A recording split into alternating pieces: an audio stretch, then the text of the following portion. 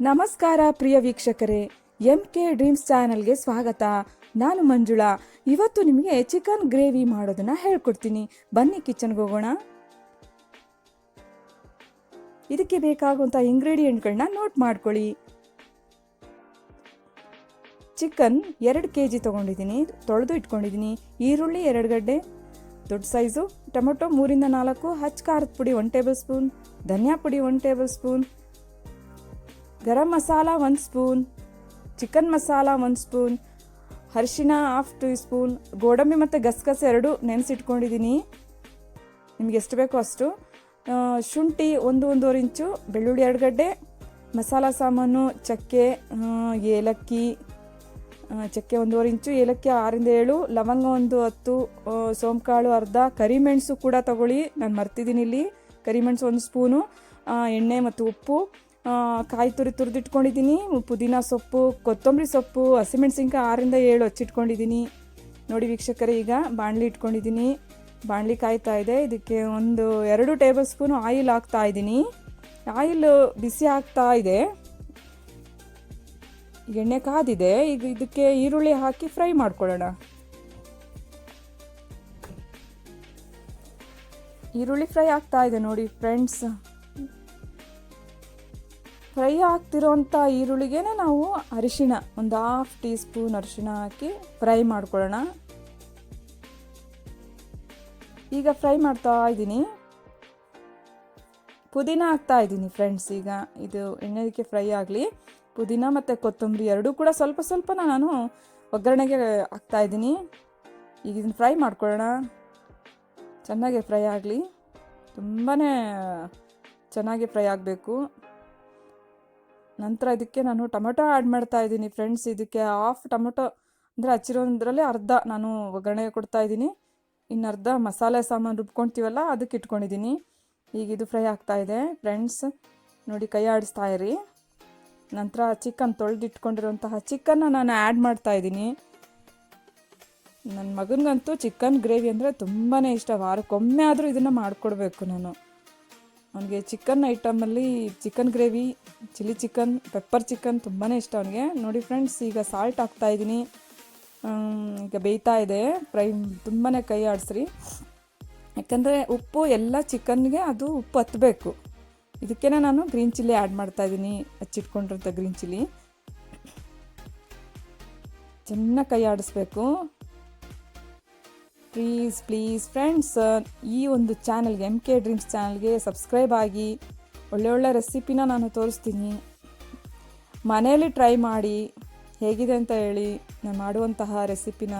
ಈಗ ಇದನ್ನು ಮುಚ್ಚಿಡ್ತೀನಿ, ಇದು ಬಾಯ್ಲ್ ಆಗಬೇಕು ಫ್ರೆಂಡ್ಸ್. ಇದು ಬಾಯ್ಲ್ ಆಗ್ತಾ ಇರಲಿ. ಈಗ ನಾವು ರುಬ್ಕೊಳ್ಳೋಕ್ಕೆ ನಾವು ಪ್ಯಾನ್ನ ರೆಡಿ ಮಾಡ್ಕೊಂಡಿದ್ದೀನಿ. ಪ್ಯಾನು ಆಲ್ರೆಡಿ ಇದು ಕಾಯ್ತಾ ಇದೆ. ಇದಕ್ಕೆ 1 ಟೇಬಲ್ ಸ್ಪೂನ್ ಆಯಿಲ್ ಹಾಕ್ತಾ ಇದ್ದೀನಿ.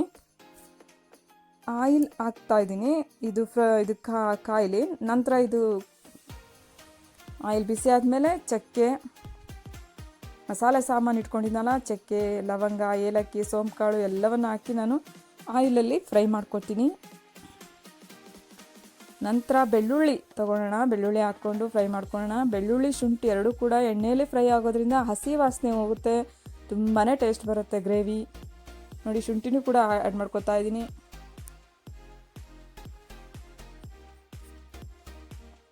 ಎಣ್ಣೆಯಲ್ಲಿ ಫ್ರೈ ಆಗ್ತಾ ಇದೆ. ನಂತರ ಇದಕ್ಕೆ ಹೆಚ್ಚಿರುವಂತಹ ಈರುಳ್ಳಿ ಅದನ್ನು ಕೂಡ ನಾನು ಹಾಕಿ ಫ್ರೈ ಮಾಡ್ಕೊಳ್ತಾ ಇದ್ದೀನಿ. ಚೆನ್ನಾಗಿ ಫ್ರೈ ಆಗಲಿ. ನೋಡಿ ಹೇಗೆ ಫ್ರೈ ಆಗ್ತಾ ಇದೆ.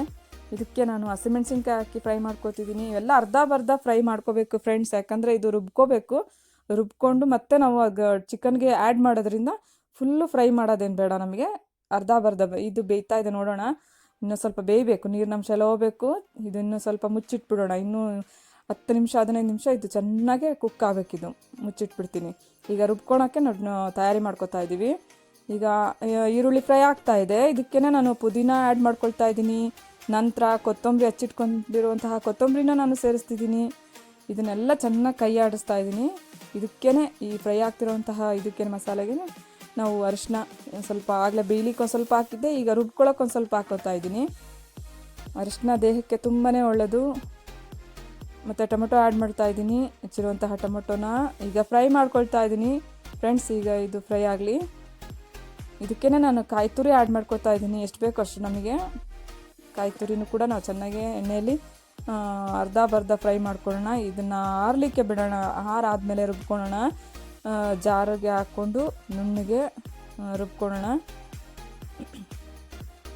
ಇದಕ್ಕೇ ನಾವು ಗೋಡಂಬಿ ಮತ್ತು ಗಸಗಸೆ ನೆನೆಸಿಟ್ಟಿಟ್ಕೊಂಡಿದ್ವಲ್ಲ ಅದನ್ನು ಹಾಕಿ ಈ ರುಬ್ಕೊಳ್ಳೋಕ್ಕೆ ಹಾಕ್ಕೊಂಡು ರುಬ್ಕೊಂಡ್ಬಿಡೋಣ. ತುಂಬಾ ಫೈನ್ ಪೇಸ್ಟ್ ಆಗೋವರೆಗೂ ನೋಡಿ ಎಷ್ಟು ಚೆನ್ನಾಗಿ, ತುಂಬ ಚೆನ್ನಾಗಿದೆ. ಈಗ ಈ ಮಸಾಲೆನ ನಾವು ಇದನ್ನು ಬೆಂದಿದೆಯಲ್ಲಿ ನೋಡೋಣ. ವಾವ್, ಬೆಂದಿದೆ ಫ್ರೆಂಡ್ಸ್. ಈಗ ಇದನ್ನು ಮಸಾಲೆ ಏನು ರುಬ್ಬಿಟ್ಕೊಂಡಿದ್ವೋ ಆ ಮಸಾಲೆನ ಇದಕ್ಕೆ ಸೇರಿಸ್ತಾ ಇದ್ದೀನಿ. ಚೆನ್ನಾಗೆ ಬಾಯ್ಲ್ ಆಗಿದೆ ಚಿಕನ್ ಆಲ್ರೆಡಿ. ಇದಕ್ಕೆ ನಾನು ಮಸಾಲೆ ಸೇರಿಸ್ತಾ ಇದ್ದೀನಿ. ಚೆನ್ನಾಗೆ ತಿರುಗಬೇಕು, ಕೈ ಆಡಿಸ್ತಾ ಇರಬೇಕು. ಇದು ತಳ ಹಿಡಿದ್ಬಿಡುತ್ತೆ, ಯಾಕಂದರೆ ಇದು ಗ್ರೇವಿ ಆಗಿರೋದ್ರಿಂದ ತಿಕ್ನೆಸ್ ಇರುತ್ತೆ ಫ್ರೆಂಡ್ಸ್. ಇದಕ್ಕೆ ಉಪ್ಪು ಆಗಲೇ ಉಪ್ಪು ಹಾಕಿದ್ದೆ, ಈಗ ಸ್ವಲ್ಪ ಉಪ್ಪು ಹಾಕ್ತಾ ಇದ್ದೀನಿ.